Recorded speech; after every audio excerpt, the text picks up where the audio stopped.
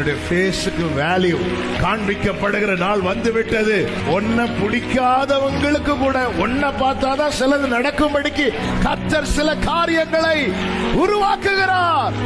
உன்னுடைய சாதாரண வாழ்க்கையை பார்த்து இன்னைக்கு உலகம் பல தூரத்திலிருந்து வரும்போது இவன் வரதே நம்ம கிட்ட ஏதாவது கேட்கதான் வருவான். இன்னைக்கு நம்ம லைஃப் சாதாரணமா இருக்கிறதுனால எனக்கு ஒரு நன்மை செய்ய மாட்டாரான்னு வந்திருக்கிறோம். ஆமே, நானும் அப்படிதான் வந்திருக்கிறேன், நீங்களும் அப்படிதான் வந்திருக்கிறீங்க.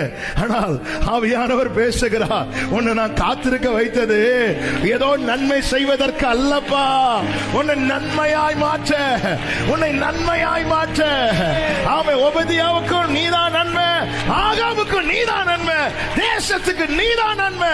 உன்னுடைய வாழ்வாதாரம் மற்றவர்கள் பார்வைக்கு சாதாரணமா இருக்கலாம், வேல்யூவை கர்த்தர் அதிகப்படுத்த, உன்னுடைய மதிப்பை கூட்டும்படிக்கு. சகோதரி, சகோதரா, உன்னை எங்கேயும்